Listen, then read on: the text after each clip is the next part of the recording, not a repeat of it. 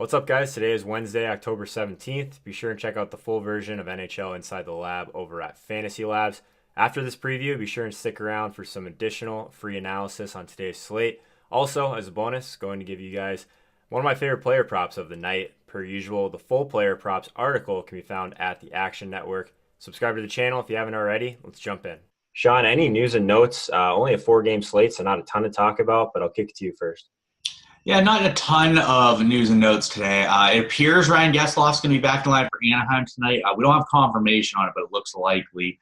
And then Montreal, it looks like Victor Mete is going to be sitting tonight, but they have a lot of injuries or sicknesses going around. So there was talks that they may end up scratching someone late. So I know last night we had Mikko Koivu end up missing the game right at the last minute because his wife was in labor, I believe, with his child. So we're going to have to follow stuff as it gets closer for Montreal, but I don't think there's tons of pressing news and notes that came out thus far today. I think the game to attack, it's pretty clear. Washington and New York, it's going to be a high-paced game. Both teams are in the top two ranges of our Corsi 4 expectation for the day. Really solid matchup. For Washington, obviously, New York, we were talking about it before we went on. Really rough start to the season. So, Sean, what are your thoughts overall with this game? Which side do you prefer? Washington at home looks like a pretty solid spot. Yeah, I think Washington's the best spot of the night. We sort of talked about yesterday with Pittsburgh. It unfortunately didn't come to fruition, but Washington plays a weak New York team at home. You're going to have a guy like Alexander Ovechkin be the clear best player on the slate. And a slate that's this small without big teams on it, with like Pittsburgh, Dallas, Toronto, the big guns aren't on the slate. I think it's going to make the guys from Washington end up standing out even more and be even more a high percentage cash play than you would see in normal slates.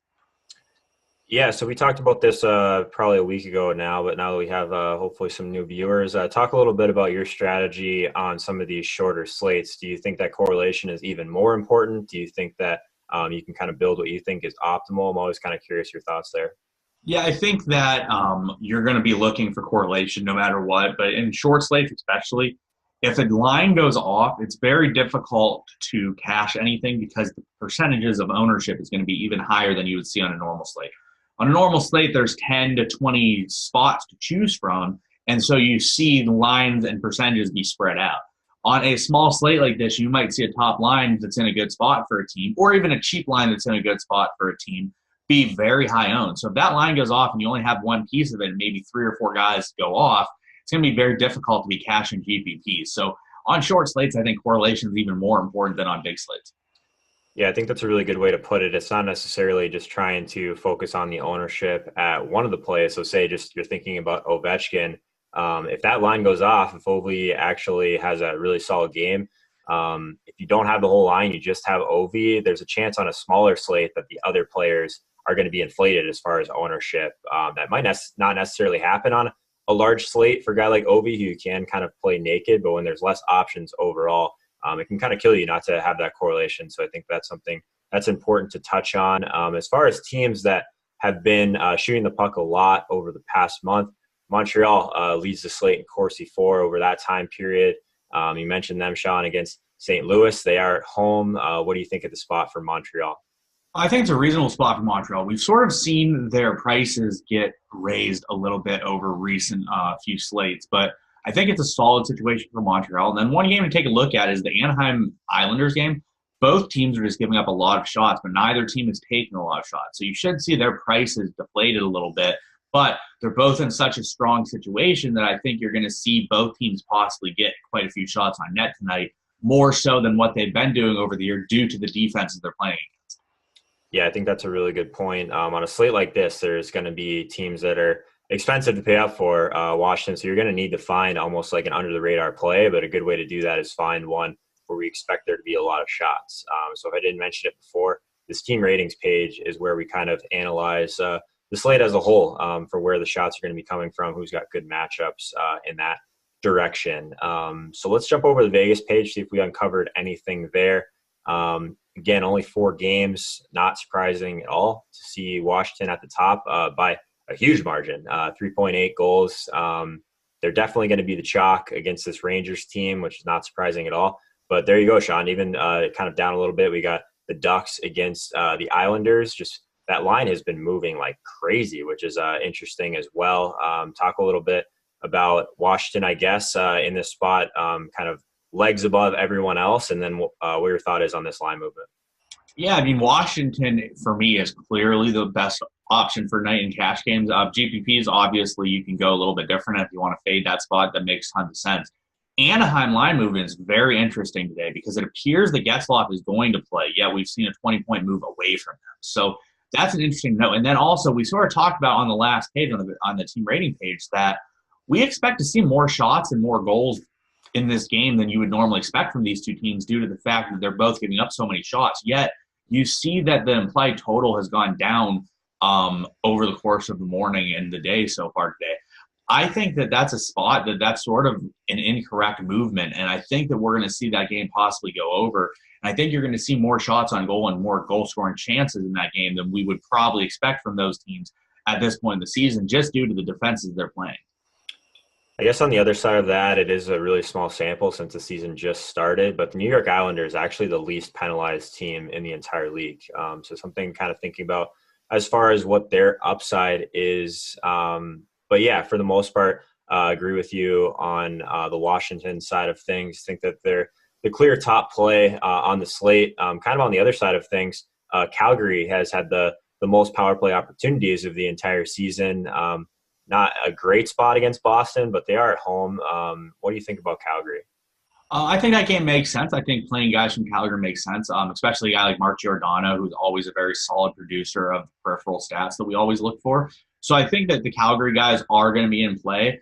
They're a little bit banged up as well, and they're moving some things around as well. They scratched Michael Frolik the other day, and he'll be back in the lineup today.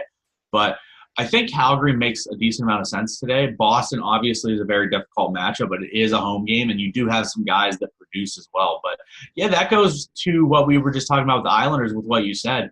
They have spent the least amount of time on the penalty kill. However, they're giving up just a pile of shots. So you have a team that's not spending very much time on the penalty kill, yet giving up a ton of shots at even strength. So it just goes even more and more to show that the Islanders' defense is so suspect right now that they're just giving up a pile of shots. Granted, that sample size is short thus far in this season, but with the data that we have currently, it makes a lot of sense. Yeah, one thing that I will note about Montreal kind of in their favor, St. Louis has actually given up a ton of goals to start the season, 4 goals per game, fourth most in the league, actually. So defensively, they haven't been as stout in years past, at least to start the year. So a team that's shooting a lot for Montreal, they haven't been scoring a ton of goals in general, but they have been shooting a lot. So maybe this is kind of where they break through. Like you mentioned, their prices, we'll have to take a look at that in models. But that's pretty much all I have for this page. Should we move over to models? So a big question on this small slate is, do we want to pay up for the Capitals? Should we pay up for this top line, namely Alexander Ovechkin? He's a guy that's struggled a little bit recently, only 2 shots in each of the last 2 games, but not really worried about Ovechkin, 95th percentile in shots over the past month. Obviously, 99th percentile over the past year. So a guy that's long-term, getting a lot of shots on goal. A guy that's kind of dipped into his usage, though, is Kuznetsov. He's typically not the high-volume shooter on this line, but he's been getting a lot of usage on the power play, 99th percentile in power play shots over the past month. So definitely like both of those guys. But who I'm pairing him with in stacks is John Carlson, 98th percentile in shots plus blocks. We know the floor that this guy has. He's had a couple rough games in a row as far as his shot volume, but he's always going to give you that floor with blocks as well. So really like that stack tonight, but they're expensive. So how are we going to get to the Washington stack? I think a good way to do that is with Calgary tonight. Mikhail Backlund at just 3,900 is in the 98th percentile in Corsi, one of those stats that's extremely important at center. So really like the idea of that. As you can see, he's just logging a ton of shots on goal for his price. You can pair him with Matthew Tkachuk at 5,200.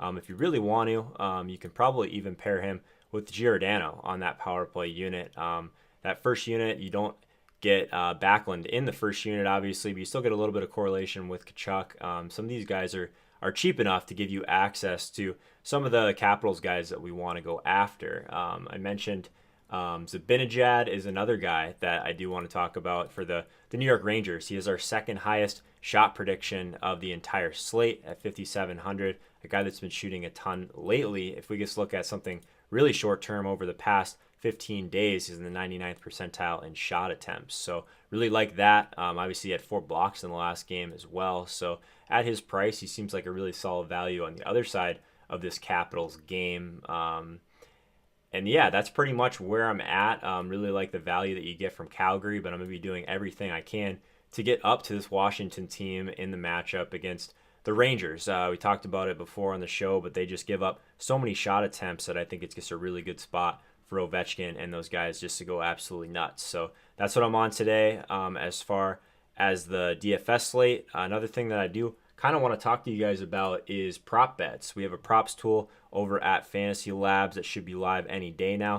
So for the exact line, you guys will have to check out the Action Network article, but want to be short on Marchand tonight. Calgary's allowed the 7th fewest shots per game to start the season, so they've been playing pretty well defensively, at least in their first 5 games. And according to our shot prediction metric, one of the new things we have over at the Fantasy Labs product this year, Marchand's only pegged for 2.1 shots tonight. That's well below his average of 2.6 over the past year. It's just a really tough matchup for a guy that historically has had pretty average shooting volume. And as a team, the Bruins have the worst Corsi 4 expectation on the slate tonight. That's it for today, guys. If you like my work and you want to support my work, be sure and check out Fantasy Labs and the Action Network. If you want to take that a step further, subscribe to the YouTube channel if you haven't already. Give this video a like, and let me know in the comments what you think about today's slate. Last thing, if you haven't, give me a follow over on Twitch if you want to check out some of my live streams throughout the week. All the details are in the description below. All right, good talk. See you guys out there.